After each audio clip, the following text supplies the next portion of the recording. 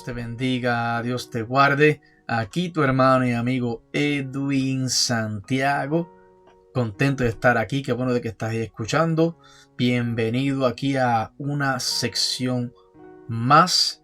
Estamos estudiando, vamos a empezar hoy el libro de Corintios. En el episodio pasado dimos la introducción a los Corintios y hoy vamos a comenzar a leer Primera de Corintios y vamos a terminar el capítulo 1 y posiblemente sean 2 videos, porque quiero hacer los videos de máximo 30 minutos para que así sea más ameno el escucharlo, sea más accesible para los oyentes, ¿ok? Y los que están viendo estos videos sea más cómodo, no sea una hora entera, sea media hora, sea más cómodo para nosotros y para mí también cuando empiezo a editar el video aquí en la casa. Y todo lo hacemos para la gloria del Señor, para hacer las cosas bien y en orden como a Dios le gusta que se hagan. Y en el día de hoy, sin más preámbulo, te voy a pedir que busques tu Biblia o prendas tu celular y ve conmigo ahí a Primera de Corintios. Vamos a empezar a leer Primera de Corintios, explicarlo. Pero antes de eso, vamos a poner el link por aquí. Conéctese ahí por favor, @misión regalo de Dios. Ahí puede ver todo nuestro contenido, el material que tenemos ahí, la epístola hacia los romanos, tenemos el libro de los Hechos y también el Evangelio según San Lucas. Está ahí también, puede compartir este contenido. Esto es Evangelio, esto es vida y vida en abundancia, porque la palabra de Dios tiene poder para restaurar al hombre en estos tiempos que se necesita tanto. Así que Dios te bendiga, Dios te guarde. Vamos a empezar a estudiar Primera de Corintios y damos comienzo. Este libro de Corintios, cuando usted lo empieza a leer, recuerda que venimos de la epístola hacia los romanos, Pablo escribiendo, ok, desde Corinto, la carta a los romanos. Vemos lo que Pablo pasó ahí. Romano trataba de la conducta del cristiano, ¿ok? Cuando venimos a Cristo, cómo tiene que ser, tenemos que ser diferentes, de la justificación por la fe, ¿ok? De la gracia.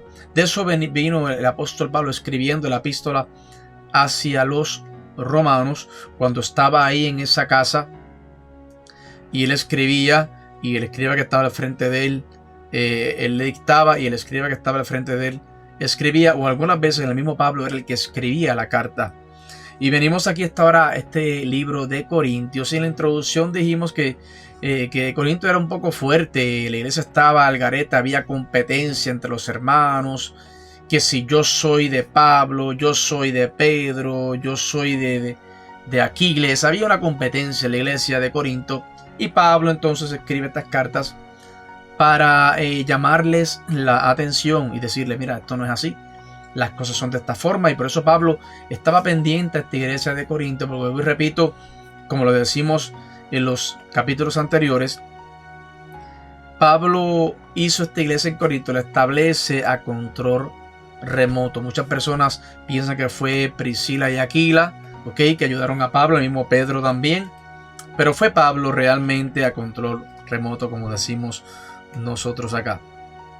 Y comenzamos a leer. Vamos a leer el versículo 1 y el versículo 2 de Primera de Corintios. Dice la palabra: Pablo, llamado a ser apóstol de Jesucristo por la voluntad de Dios, y el hermano Sóstenes, a la iglesia de Dios que está en Corinto, a los santificados en Cristo Jesús, llamados a ser santos, con todos los que en cualquier lugar invocan el nombre de nuestro Señor Jesucristo, Señor de ellos y nuestro. Vemos aquí que Pablo aclara aquí la clase de persona que Pablo es. Dios lo llamó un apóstol, ¿ok? El que llamó a Pablo como un apóstol fue Dios. El Señor Jesucristo le alcanzó en el camino hacia Damasco, ahí cuando lo deja ciego, cuando lo tumba del caballo, le dice, ¿por qué me persigues, Pablo? Esa ocasión. El Espíritu de Dios le enseñó el desierto de Arabia. Él es el llamado un apóstol. Y esta es la clase de apóstol que él es. Veremos eso otra vez allá cuando estudiemos las epístolas del apóstol Pablo a los Gálatas. Y aquí comenzando Pablo. Ahora Pablo es un apóstol de Jesucristo, ¿ok? No un apóstol de cualquier persona o de cualquier religión. Un apóstol, un enviado de Jesucristo por medio de la voluntad de Dios. La voluntad de Dios es la que le hizo un apóstol. Eso es bien importante que uno lo sepa. El que le hizo apóstol al apóstol Pablo fue la voluntad de Dios. El que te llamó a ti y me llamó a mí fue la voluntad de Dios. ¿Y cuál es la voluntad de Dios? Lo que Él diga, cuando Él diga y como Él diga, es su voluntad, lo que se cumple en nuestras vidas. Y si entendemos eso, nosotros no nos vamos a frustrar. Y si nos frustramos, después vamos a ceder. ¿Sabes? Nos frustramos en una situación, en algo que no nos sale, esperando algo que nunca llega. Uno se puede frustrar, pero después uno piensa, espérate, que no es mi voluntad, es la voluntad de Dios. Es al tiempo que Él diga, cuando Él diga y donde Él diga. Y si nunca llega lo que estoy esperando, que para mí es necesario, como es su voluntad, me tengo que someter a la voluntad del Señor. Y eso es algo que hay que aceptarlo como creyentes en Cristo Jesús. La voluntad de Dios, vuelvo y repito, es la que le hizo un apóstol a Pablo. Eso es lo importante y es maravilloso poder decir: estoy donde estoy y hago lo que hago por la voluntad de Dios. Y yo pregunto, ¿es esa su situación? Le pregunto a usted que me está escuchando, ¿es esa su situación? ¿Usted está haciendo lo que está haciendo porque usted sabe que esa es la voluntad de Dios o no está seguro? Le dejo esa pregunta ahí. Si usted puede decir eso, entonces no es necesario que diga que es una persona feliz, que es un creyente gozoso. Y usted no es solo un creyente feliz y gozoso, sino que está bien orientado en la vida. Usted no tiene frustraciones, siempre hay problemas, siempre los van a ver y situaciones, pero por eso, por debajo tenemos esa certidumbre de lo que estaba hablando, una tremenda satisfacción. Pablo era apóstol por la voluntad de Dios, y el hermano Sóstenes, que se menciona aquí en este versículo 1, ahora este hermano Sóstenes estaba con él, con Pablo. Él fue quien llevaba el mensaje. Aparentemente Sóstenes llevó a Pablo el mensaje de la iglesia y ahora llevaba el mensaje de Pablo a la iglesia. Él está pues junto con Pablo en esto. Vemos que en esta carta Pablo no está solo, está con este hermano llamado Sóstenes, y él era prácticamente el que llevaba el mensaje. El versículo 12, lo que debemos notar aquí es que es llamada la iglesia de Dios. La iglesia de Dios, no la iglesia del reverendo tal, no la iglesia del pastor tal, no la iglesia de la asociación o del concilio tal, es la iglesia de Dios. Se llama así porque Él es quien la diseñó, como la iglesia de Dios que está en Corinto, a los santificados en Cristo Jesús. Ahora, la iglesia está en Corinto, pero es en Cristo Jesús. Las iglesias pueden estar establecidas donde sea, aquí, en Etiopía, en la China, ¿ok? Al otro arriba, en el polo norte, abajo, en el polo sur. Pero es la iglesia de Cristo. Vuelvo, repito e insisto. La dirección no es importante, sino la persona de Jesucristo es lo que es importante. ¿Qué quiere decir ser un creyente? Le pregunto. ¿Qué quiere decir ser un creyente? Quiere decir estar en Cristo, el lugar donde uno reside, ya sea en Puerto Rico, Estados Unidos, Venezuela, Colombia, no tiene nada que ver. Lo importante es estar en Cristo Jesús. La santificación se usa en varias maneras diferentes, como apreciamos en el estudio de la epístola a los romanos. Hay una santificación en cuanto a la posición del creyente en Cristo. Los creyentes han sido separados del mundo y unidos a Dios el Padre o a Dios el Hijo, que es Jesucristo. Cuando se le considera desde esta perspectiva, entonces es una satisfacción relacionada con la posición del creyente. Y tenemos que aceptar eso. Tenemos una posición de creyentes, somos separados para Dios. Este es el estilo de vida que Dios ha escogido para nosotros vivir, y por ende tenemos que hacerle este estilo de vida nuestro completo, no a medias, ¿ok? No cuando me convenga, no cuando esté de acuerdo, sino en todo tiempo. Este estilo de vida es de nosotros. Somos diferentes, predicamos a Cristo y alumbramos al mundo con las buenas nuevas del Evangelio de Jesucristo en todo momento. Pero cuando está relacionada con la práctica o la experiencia que le da el Espíritu Santo, esto se considera como una satisfacción y santificación para la práctica. Jesucristo es nuestra santificación. Nadie es perfecto, solo Dios. Repito, Jesucristo, el que se entregó en la cruz del Calvario, Él es nuestra santificación. Somos santos, somos separados por Cristo, no por mis habilidades o lo bueno que yo sea, es por Cristo. La santificación es una posición que tenemos en Cristo, y si usted ha confiado en Él, Él ha sido hecho su santificación, y usted es tan salvo hoy como lo será dentro de 1.000.000 de años, porque usted ha sido salvado en Cristo y usted no puede agregar nada a esto. Y esto es bien importante que se sepa, porque muchas personas piensan que la salvación la tengo hoy, mañana fallé, la pedí, o me arrepentí, me la dio otra vez el Señor. No. Eso no funciona, eso no es un toma y quita, ti quita y pon, toma, no, me la quito, ok, no.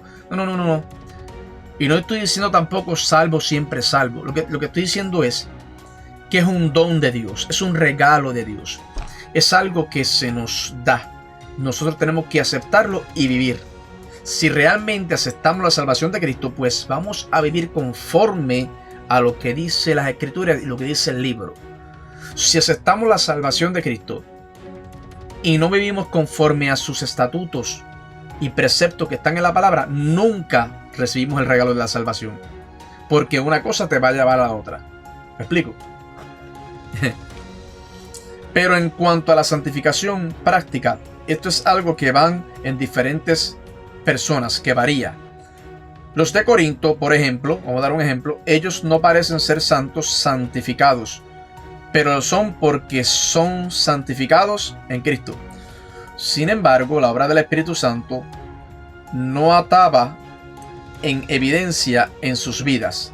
Nosotros somos santos porque nuestra posición en Cristo Jesús. ¿Por qué esto y yo somos santos separados? Porque tenemos la posición, no en nosotros mismos, sino en Cristo Jesús. Esa es la única forma. Santo significa apartado. Escriba, separado para Dios. ¿Qué significa santo? Cuando le pregunte, usted le va a contestar apartado, separado para Dios. Cada creyente debería estar separado para Dios, no importando de dónde seamos. Qué tremendo estos primeros 2 versículos. Dios mío, ahí me cogió casi los 15 minutos en estos 2 versículos, que está tremendo. Este Corintio es candela. Sigamos hacia adelante y leamos el versículo 3 y el versículo 4 de Primera de Corintios. Gracias y paz a vosotros, de Dios nuestro Padre y del Señor Jesucristo. Gracias doy a mi Dios siempre por vosotros, por la gracia de Dios que os fue dada en Cristo Jesús. Sigue aquí el apóstol Pablo dando gracias. Y estas 2 palabras que él usa, gracia y paz, son 2 palabras que hemos considerado anteriormente en varias oportunidades y que volvemos a tratar y la volveremos a tratar más adelante en esta epístola. Siempre Pablo, gracia y paz a vosotros, gracia y paz a vosotros. Y vamos a estar escuchando estas 2 palabras constantemente en esta primera carta de Corintios.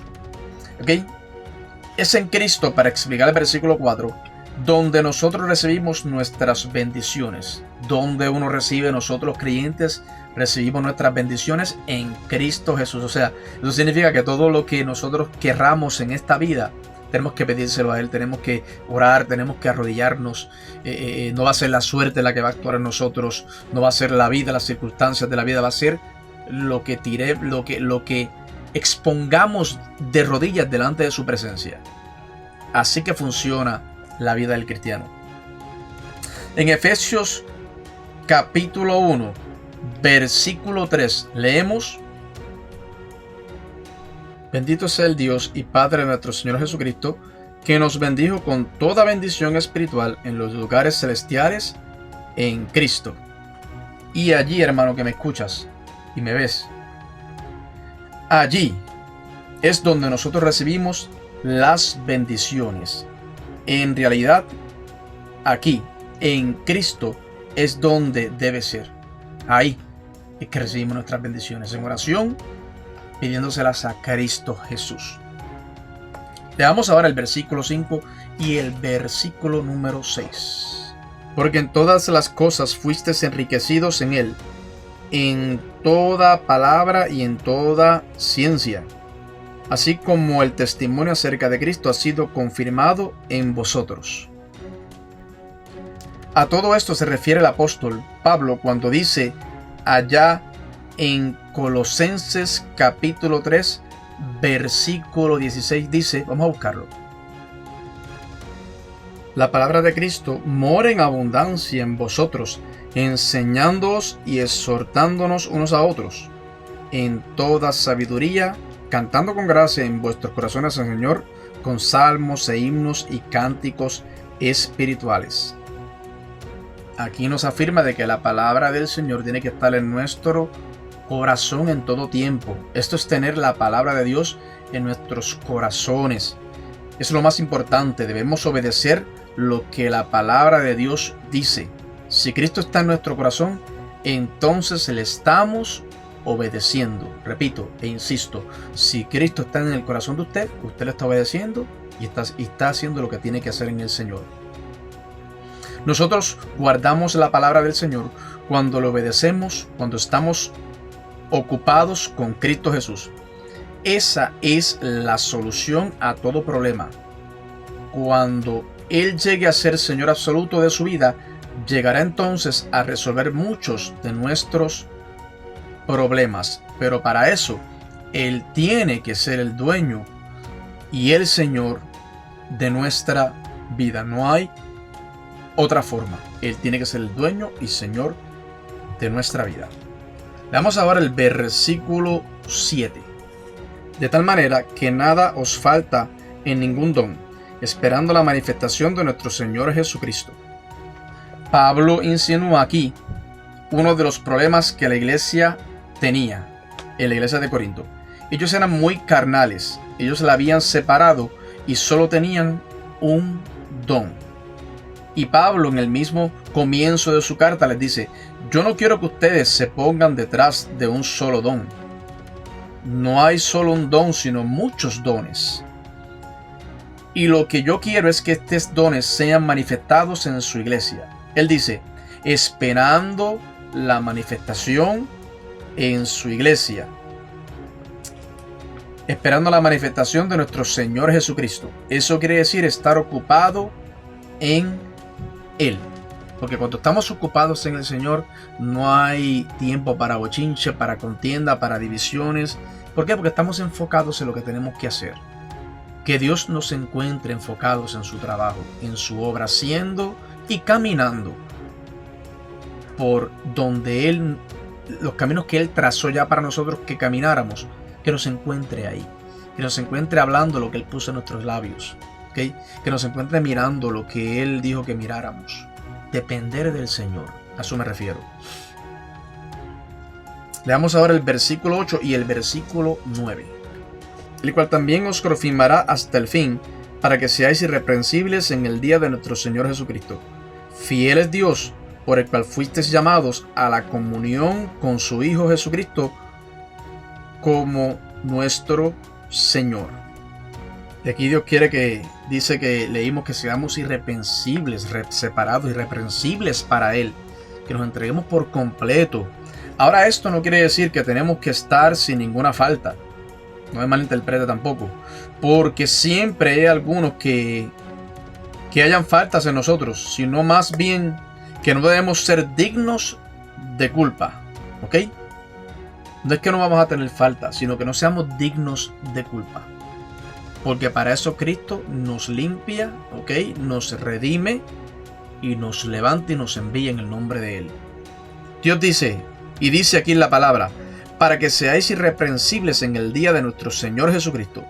Y el día del Señor Jesucristo no es solamente hoy, escuche bien esto, sino que es el día cuando Él volverá a llevar a su iglesia de este mundo. Pablo también hablará sobre esto en esta epístola. Y el versículo 9, note usted que el Señor Jesucristo ha sido mencionado en todos los versículos que hemos mencionado hasta ahora. Todos los versículos que hemos mencionado, Cristo ha sido mencionado. Apunte eso. Me refiero a cada uno de esos versículos, ya que comenzando con el primero, Él es mencionado por nombre o se hace referencia a Él en los versículos 2, 3, 4, 5, 6, 7 y 8. Y ahora en el 9 también. Esta es la novena referencia del Señor Jesús en 9 versículos. Muy importante ese dato. En estos 9 versículos que hemos leído se menciona o da referencia a Cristo Jesús. Aparentemente el apóstol Pablo está haciendo esto énfasis en la persona de Jesucristo. Ahora, Él nos hace dos declaraciones extraordinarias. Dice, fiel es Dios por el cual fuisteis llamado a la comunión con su Hijo Jesucristo, nuestro Señor. Tremenda declaración. En esta declaración tenemos un nombre bastante extenso dado a nuestro Señor. Se le llama, ¿cómo? La comunión con su Hijo Jesucristo. El Hijo de Dios, Cristo Jesús, nuestro Señor. Qué tremendo título. Repito, la comunión con su Hijo Jesucristo, el Hijo de Dios, Cristo Jesús, nuestro Señor. O sea, Él es la comunión, tenemos que tener comunión con Él y nuestra comunión la encontramos en Él. Él es el Hijo de Dios, Jesucristo, ¿ok? Cristo Jesús, nuestro Señor y el Señor nuestro, nos gobierna y ya no somos de nosotros mismos, sino que Él es nuestro dueño. Encontramos aquí 4 puntos de identificación. Comunión en conexión con el Señor Jesucristo. Ya hemos visto esta palabra en otras oportunidades. Y la palabra griega para comunión es koinonía. La palabra griega para comunión es koinonía, que la hemos escuchado bastante en las iglesias. Y esta es usada una y otra vez por Pablo. Esta palabra comunión, en efecto, tiene varios significados diferentes. Tiene el significado que se le da comúnmente en nuestros días. También es usada por Pablo en el sentido de contribuir algo. Él habló de tomar una ofrenda para los hermanos pobres en Jerusalén. Esa palabra proviene de koinonea en el griego y quiere decir recoger una ofrenda o contribución. Koinonea. Tremendo, anote por favor. Puede también significar dispensación, compañía o sociedad. Este es un buen significado, ya que la podemos traducir con un significado de mayor amplitud cuando decimos que somos llamados a la sociedad o a la compañía con su Hijo Jesucristo, Señor nuestro. Mira qué tremendo cuando lo traducimos y lo desmenuzamos. Se puede leer que somos llamados a la sociedad o a la compañía con su Hijo Jesucristo, Señor nuestro. Tenemos que estar acompañados de Él, asociados con Cristo en todo momento, ¿ok? Esto está tremendo, ¿sabe? Vamos a leer ahora el versículo 10 y el versículo 11 y ahí voy a terminar porque prometí que iban a ser de 30 minutos los capítulos. Así que leamos el versículo 10 y el versículo 11. Os ruego, pues hermanos, por el nombre de nuestro Señor Jesucristo, que habléis todos una misma cosa y que no haya entre vosotros divisiones, sino que estéis perfectamente unidos en una misma mente y un mismo parecer. Porque he sido informado acerca de vosotros, hermanos míos, por los de Cloé, que hay entre vosotros contiendas. Y empiezan los revoluces. Empezamos ahora a desmenuzar y a saber qué estaba pasando en esta iglesia de Corinto. Que tengan todas las cosas en común, ok, que no haya contiendas, leímos ahí. Pero ahora, esto no quiere decir de que tenga que decir cosas idénticas, sino que no, debían destrozarse uno con otro.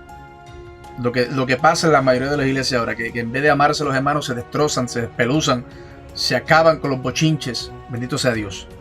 Que no debían estar peleando el uno con el otro y que no debían odiarse entre ellos. Cuando dice divisiones, indica que no debía haber una separación cismática. Que no haya entre vosotros divisiones, dice el apóstol. Esta palabra sugiere que no debía haber rompimientos abiertos en la iglesia, que ella no debía sufrir rupturas. Allí existía esa chismografía continua, la que critica sin fin el odio y la amargura.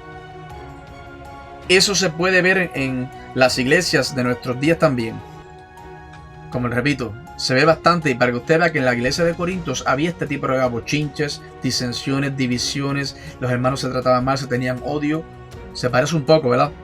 Este tipo de conducta no pueden existir entre los hermanos en la fe, no puede existir, punto. Dice que no haya entre vosotros divisiones, sino que estéis perfectamente unidos en una misma mente y con un mismo parecer. ¿Qué es eso de una misma mente? ¿Qué es eso, Edwin? Bueno, es la mente de Cristo. Esa es la mente que tenemos que tener nosotros, todos nosotros, la misma mente. No la mente de Edwin Santiago, que todo el mundo la tenga, no. Que tengamos la mente de Cristo. Y entonces, lo que está ocurriendo en esta iglesia son luchas, disputas, se están produciendo divisiones. Todo esto estaba ocurriendo en este lugar.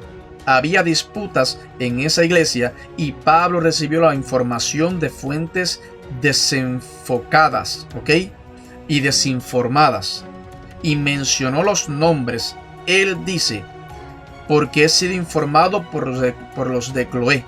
Si alguien quiere hacer alguna acusación, tiene que darle peso con su nombre. Aquí vemos que Pablo está haciendo esta carta para llamarles la atención y darles las instrucciones, y porque había sido informado por Cloé. Pablo no se estaba inventando las cosas, sino que había sido informado, y por ende él envía esta carta, empieza a dar las instrucciones y a exhortarlos en el nombre de Jesús. Así que Dios te bendiga, Dios te guarde. Aquí terminamos hasta el versículo número 11, Primera de Corintios. Leímos desde el versículo 1 al versículo 11, y en el próximo, en la parte número 2, estaremos terminando desde el versículo 11 hasta que terminemos este capítulo 1. Que Dios te bendiga, Dios te guarde, y nos vemos.